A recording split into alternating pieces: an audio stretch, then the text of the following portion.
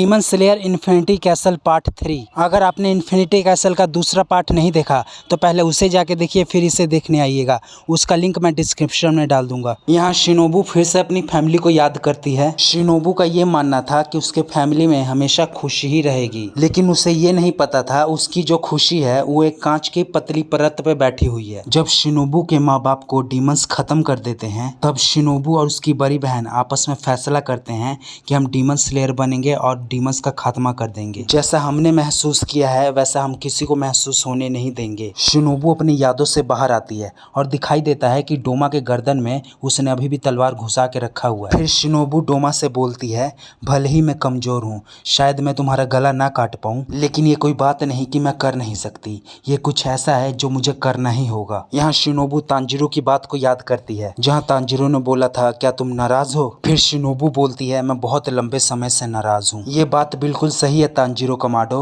मैं बहुत ज्यादा गुस्से में हूँ। कनाओ को छोड़कर मेरे परिवार के सारे लोग मारे गए, मेरी बहन को मार दिया गया, मेरे माता पिता को मार दिया गया। अगर इन सब लड़कियों के माता पिता मारे नहीं गए होते तो आज ये अपने परिवार के साथ खुशी से जिंदगी बिता रहे होते। फिर शिनोबू बोलती है, आखिर इस डीमन पे मेरे जहर का असर क्यों नहीं हो रहा? फिर डोमा शिनोबू को पकड़ के गले लगा लेता है और बोलता है, बहुत मेहनत कर रही हो तुम, और ये बहुत ज्यादा अच्छा भी है। फिर शिनोबू डोमा को जमीन पे पटक देती है। फिर डोमा बोलता है, तुमने बहुत सारे डीमंस को खत्म किया होगा, लेकिन तुम्हारी प्रतिभा तुम्हारी बहन से कम है। ये चमत्कार है कि तुम अभी तक मरी नहीं। मैंने कभी ये सोचा नहीं था कि तुम जैसी कमजोर लड़की इतने आगे तक पहुंच पाएगी। तुम्हें पता है ये सब करने का कोई फायदा नहीं, लेकिन फिर भी तुम मुझे गिराने के बारे में सोच रही हो। क्या कोई आखिरी शब्द है जो तुम कहना चाहती हो?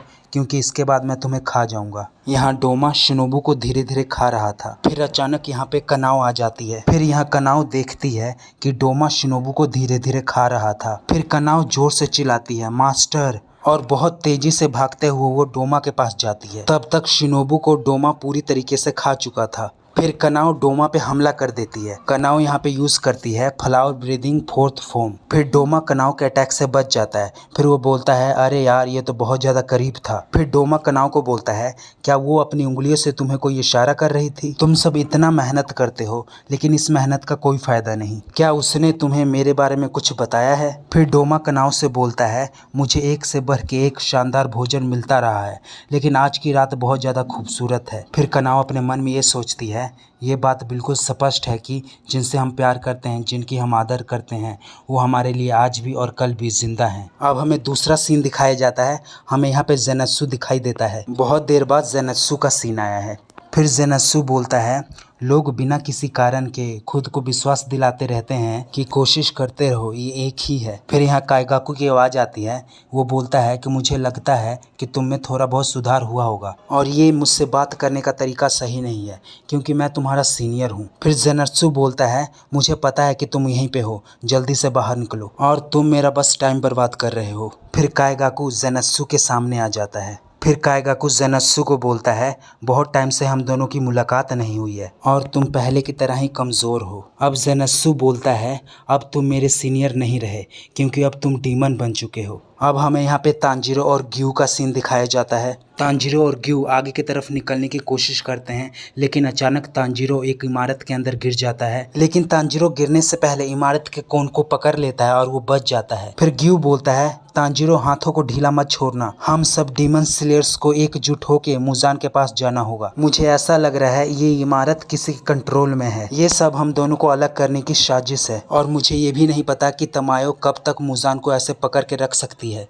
फिर तांजीरो और ग्यू के पास डीमन स्लेयर वाला एक कौवा आता है और कौवा दोनों को बताता है शिनोबू कोचो मर चुकी है और उनको अपर मुंटू डोमा ने मारा है। ये सब सुनते ही तांजीरो और ग्यू को झटका लगता है। फिर ग्यू बोलता है, इस कौवे के गर्दन में ये अजीब सा कागज क्यों लटका हुआ है, और इस कौवे की स्पीड भी बहुत ज्यादा तेज है। अब हमें यहाँ पे योबू आशिकी के बच्चों को दिखाया जाता है, जो सभी हाशिरा के मास्टर थे। आप लोग सोच रहे होंगे कि धमाके में तो सब मर गए थे, फिर ये तीनों कहाँ से आ गए? योबू आशिकी के 5 बच्चे थे, जिनमें से 2 धमाके में मर गए थे और इन तीनों को छुपा दिया गया था, और ये सब पहले से ही प्लान किया गया था। और ये तीनों इन्फिनिटी कैसल के बाहर से ही डीमन स्लेयर की मदद कर रहे हैं। जो कागज आपने कौवे के गर्दन में देखा था वही कागज इन तीनों के माथे पे भी लगा हुआ है। ये कागज योशिरो का है। योशिरो तोमायो के साथ हमेशा रहता है, जिसने अभी मुजान को रोक के रखा हुआ है। इस इन्फिनिटी कैसल के बैटल में कौवे भी मदद कर रहे हैं बाहर से डीमन स्लेयर को संदेश पहुंचा के। जो योशिरो का कागज है उस कागज की मदद से वो किसी को भी गायब कर सकता है और वो जो चाहे वो दिखा सकता है। योबुयाशिकी के बड़े बेटे का नाम किरिया योबुयाशिकी है। किरिया 8 साल की उम्र में ही अपने परिवार का मुखिया बन चुका था। किरिया सोचता है कि मेरी दोनों बहनें मारी गईं, मेरे माता पिता मर गए, लेकिन अभी उदास होने का कोई टाइम नहीं। और इसकी दोनों छोटी बहनें भी अपने इमोशन को दबा रही हैं और दोनों का नाम है कनाटा और कुइना। और इसकी 2 बड़ी बहनें हिनाका और निचिका। इन दोनों को ये पहले से ही पता था कि धमाके में हम दोनों मर जाएंगे, लेकिन इन दोनों ने अपनी माँ की तरह अपने पिता का साथ नहीं छोड़ा। फिर योबुयाशिकी के मरने के बाद किरिया ने उनकी जगह ले ली। फिर यहाँ किरिया बोलता है कि हमारे पास बिल्कुल भी टाइम नहीं है। यहाँ कौवे को बोलो कि जितना हो सके उतने डीमन स्लेयर के पास ये कागज फैलाया जाए। और मुजान अपनी जगह से बिल्कुल भी नहीं हिला है। फिर कनाटा बोलती है